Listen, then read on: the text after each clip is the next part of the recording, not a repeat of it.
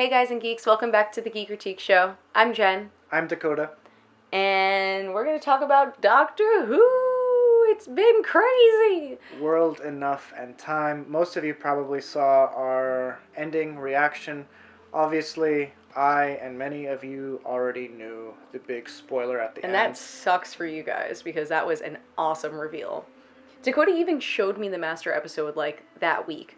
Yeah, we that watched John Sam episode. We watched the episode of the End of Time Part 1. Where he eats so much. It's disgusting. Yeah, he even showed me that and I still had no idea. Some people commented like they kind of recognized his eyes or his features, but I think you kind of recognized it because you were told that because I had no idea. Anyway. I'm daft. Well, no, even watching it a second time, it was like still like surprising, like that's John Sim? Yeah. But you can hear it in the voice after you realize Yeah. it. So I wrote down a bunch of notes for this episode because there is so much to talk about. It starts off with it looks like a regeneration scene, and it's probably the legitimate regeneration scene that we're going to be seeing from Peter Capaldi. And his hair is super long. So some time has passed. Yeah, that was the first thing. Like, as soon as the episode opened and I'm looking at him, I'm like, why is his hair so long? It's glorious, though. It's like... It's flowing in the wind. Yeah, I wish I looked like that. Some of you have made the connection that the first time we saw or met the Cybermen in the 10th Planet was also the episode that William Hartnell died in. I mean, the actor didn't die, but the first Doctor died. I and many others have kind of assumed that to mean we'll be getting an explanation for the first Doctor's death, because in the episode he kind of just falls and dies.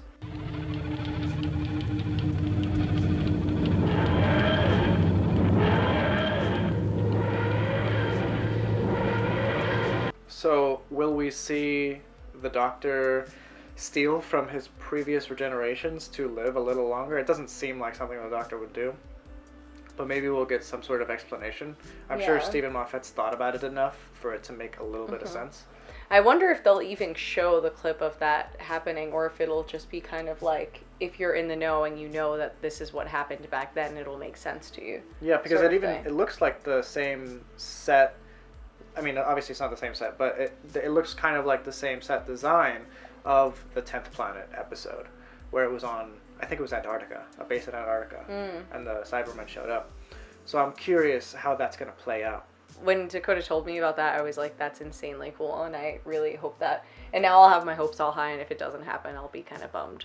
After that little stinger in the beginning, we get a scene where Missy jumps out of the TARDIS saying, "I'm Doctor Who."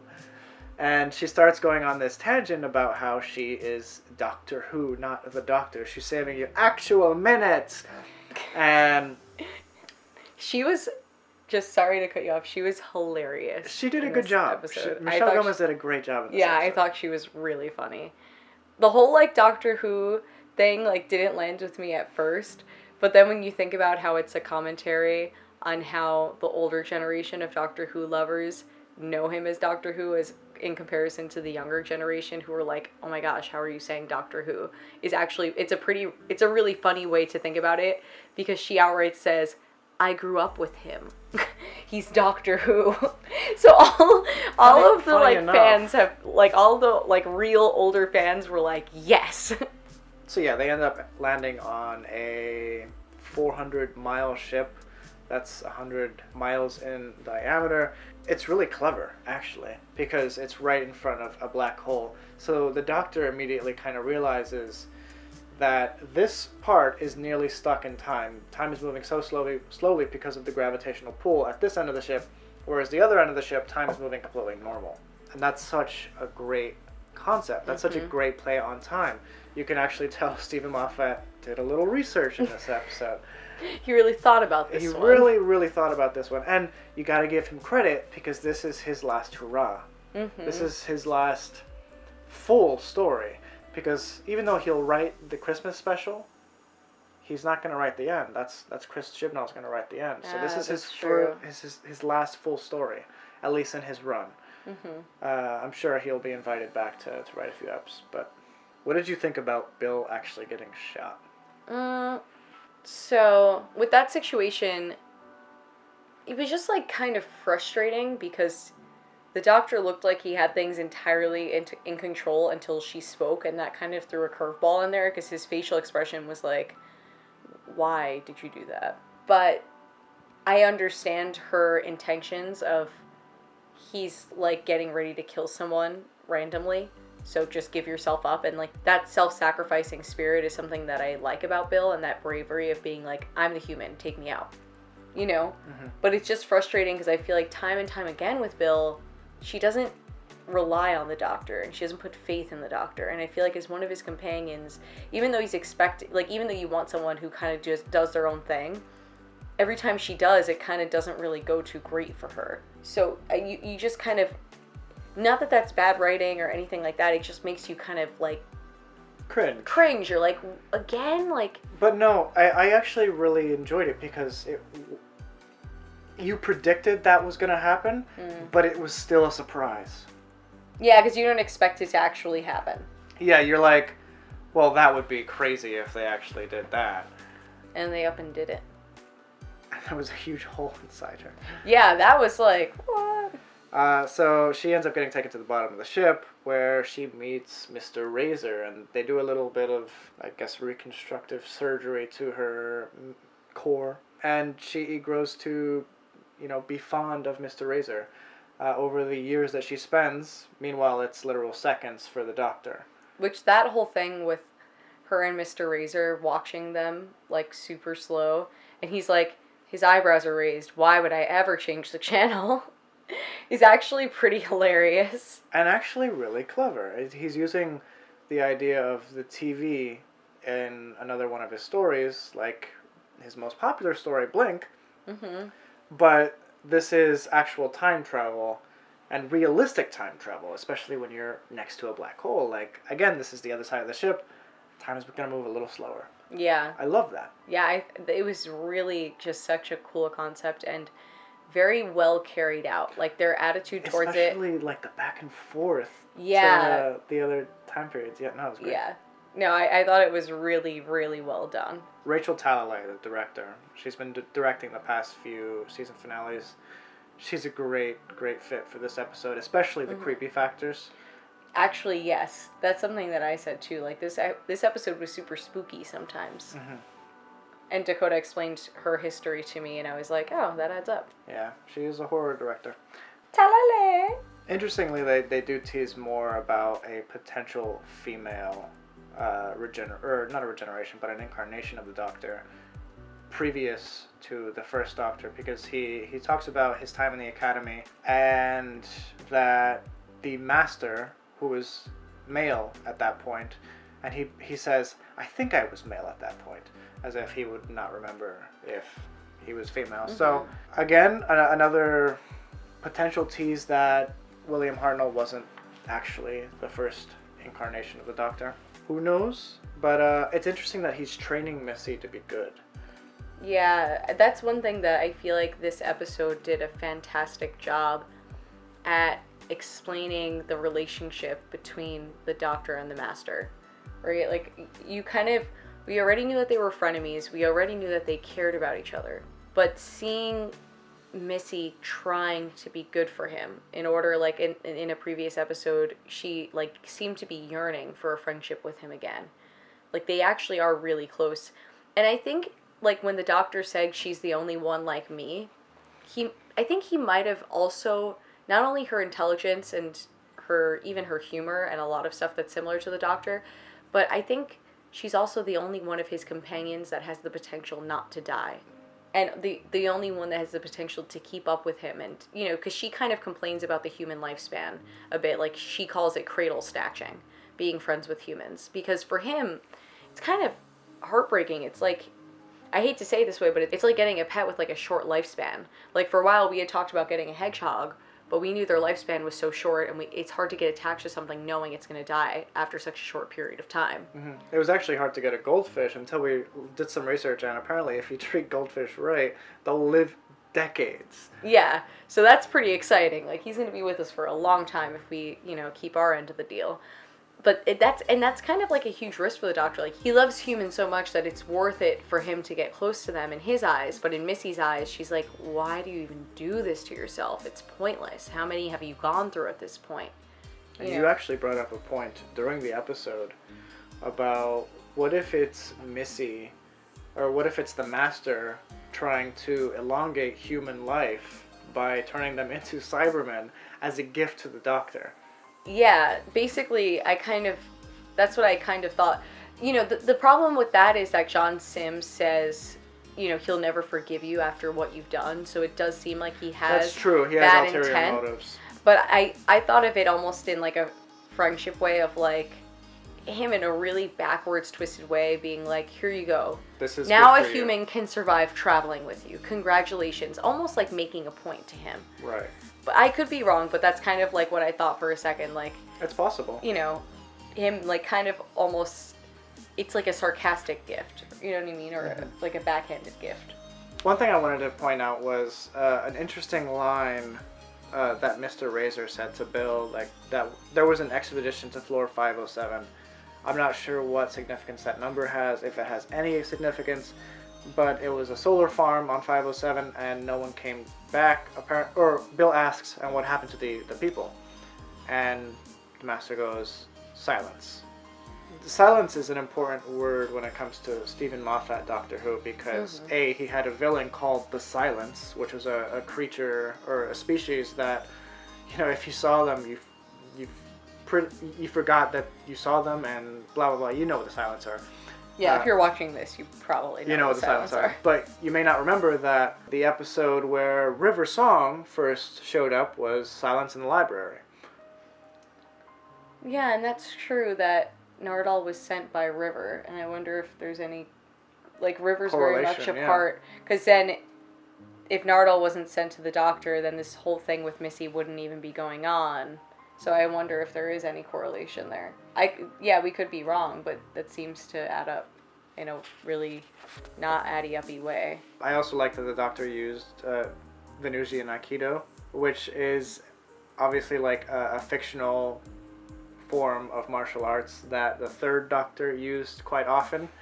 But and also the Doctor was wearing kind of like the Third Doctor's outfit, or a similar-ish outfit to it, when he was talking to Bill on the roof of the university. I thought that was pretty clever.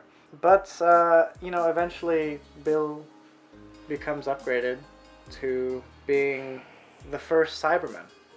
I think that's what they kind of explained, was that she was the very first Cyberman. What do you think about that? That sucks. Man. That's what I think about it. It just outright sucks. One thing that I got to get out of my system, though, was when she cried a tear in here and it came out, like, all the ways over here and, like, the Cyberman face. Like, I'm sorry, but it wouldn't... I don't get it. It's just like, I think it's a nod to other... Because they always have the teardrop face in other episodes. Oh, really? Yeah, in their eye sockets. I think that's just a nod to that, but I don't know. Oh, okay. Because I was like, that doesn't make any sense. It doesn't. Okay. It really doesn't. And she looked totally normal. Like, she still had her makeup on underneath the mask. Still looked gorgeous. Still flawless Bill. Bill as always. Still Bill as usual. These were Mondasian Cybermen. So all these people are from Mondas, not Earth. So this is a colony ship. We've seen other colony ships even in this series. Yeah, what's up with that? There's a bunch of colony ships. There's a lot of them. But these aren't. These are humans, but they're not from Earth. These are from Mondas. And they're leaving. So this is essentially a prequel to what happened in the 10th Planet. Again, going back to the first Doctor. And I wonder, are we going to see more of that in the next episode?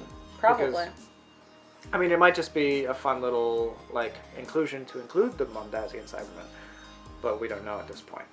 One thing that I'm curious about is if John Sims' master told all of the people that were upgrading themselves that they needed to do this so that they can survive to get to the top.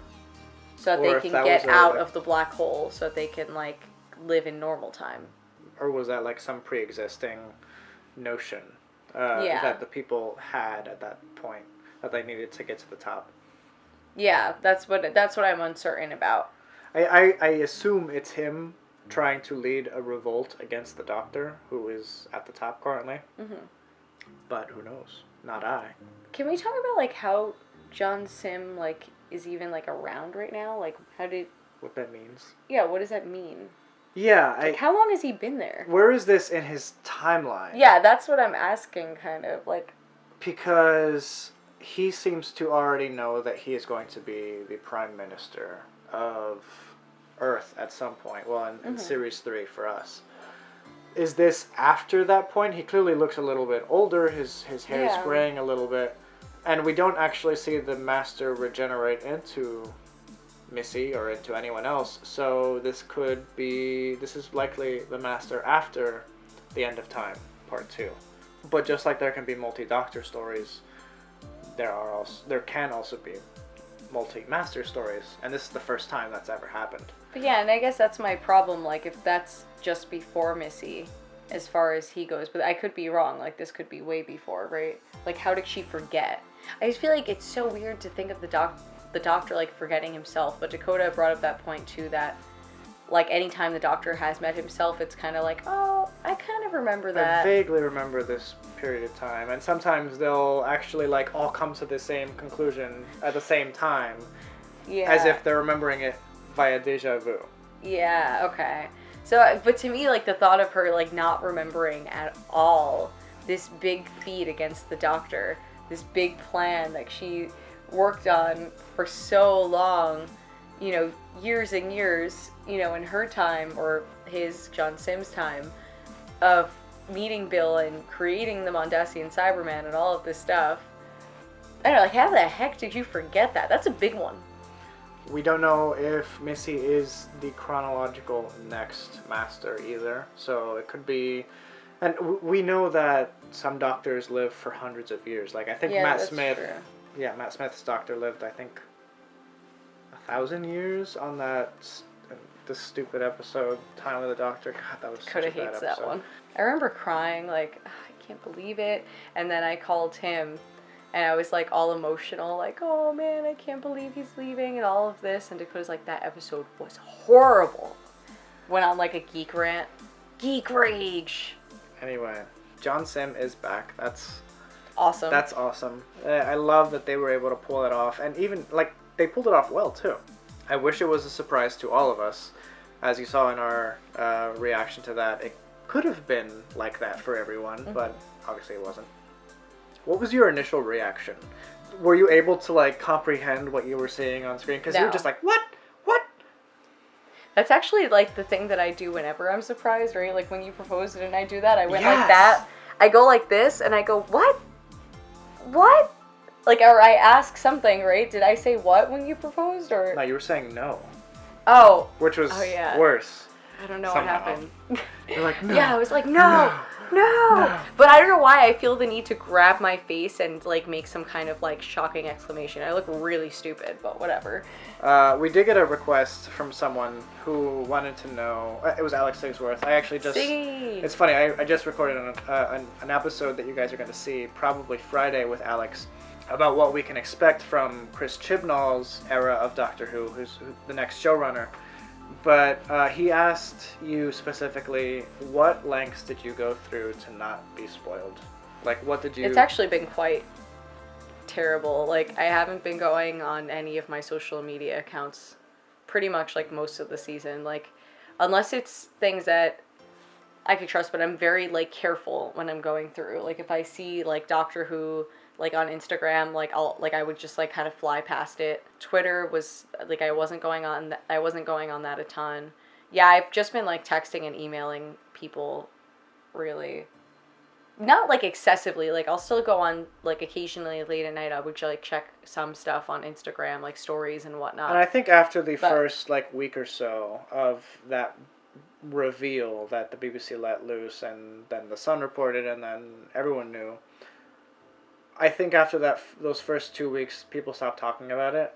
Yeah, I didn't see a ton of stuff about Doctor Who, like, unless it was about the episode, like, the episodes that were, like, just came out. But even still, like, I didn't even look at stuff like that on their channel. It, you know, so it was just annoying to kind of live in fear. I couldn't enjoy my social media, but it was definitely worth it in my eyes. And plus, I'm not like a social media addict. Like, I'll just like kind of scroll through it. Like, I'm not a big, like it's not like I'm on it 24/7. So I would just like play games or like crossword puzzles instead. One thing that I'd like to mention is that when we were watching it the first time and we were both joking around about how, or not joking around, just talking about how we love Mr. Razor and we wish he becomes a companion. He was such a good disguise. Yeah. He's literally the master of disguise. I gotta make mention, like, I love the fact that he has like the Roger Delgado / Anthony Ainley mustache. Those are two classic series masters. Oh, okay. And they both had that same little look, which is cool. great. See, yeah, and I feel like this episode is for the real fans, like the classic fans. Not that I'm not a real fan, but I have... Saturdays are for the boys. One thing I gotta ask. One thing that I'm really wondering about. The entire point of this season was... Maybe not the entire point, but a big point of this season was the Doctor trying to change Missy. Will she retain any of that goodness going forward into the next episode? And will that negatively affect John Sims' master? Because he does say, I'm very worried about my future. I think, what if we actually get a regeneration of Missy, or the master? Because she goes against her own true nature, and John Sims like, yeah, it's time to regenerate. Yeah, that's true, and the Doctor did go on a bit of a... Oh, no, that wasn't in this episode. That was in the one that we just watched with David Tennant. But he did say, like, basically, it's like another person. It's not even him. Right. So maybe, that's kind of what's going to happen. He's going to go back to his natural roots. Probably. And that'll be, like, the Doctor starting over. It's sad, though, because with Missy, like, you can see her longing to be close to the Doctor, and her really trying, even if she is super sarcastic and, funny about it the whole way through. And super evil. Super evil at heart. Just like me. We really liked this episode, guys. What did you think? Yeah, seriously, let us know your thoughts, your reactions to the reveal, whether you knew or not, everything you gotta say. We're interested. Thank you guys so much. If you like this video, please like it. Please subscribe if you don't already. And we got a lot of stuff coming out this week, as well as hopefully some interesting content next week, because we're going to be on vacation with some friends in Maine on a lake, which should be fun to film. And we did this with them last year, but they didn't know about our channel then. So now they do. Now they know, and my friend wants to be on it, and she's not very geeky. So we're going to find something non-geeky to talk about. Yes. Just for fun with her. And we might also do a live stream on Friday, which is our 1 year anniversary for this particular YouTube channel. Even though I've had the account for forever, this is the first, like when we started this, it was June 30th. So that's pretty momentous for us. 1 year and almost 7,500 subscribers. That's crazy, and, right? Yeah, seriously, thank you guys. Like, we love all of you. We've met some really cool, fun people on this channel doing this. And, even if this is as far as it goes, like, I don't know, I'm really happy that we've decided to do this together and with you guys. All right, guys. Have a good one.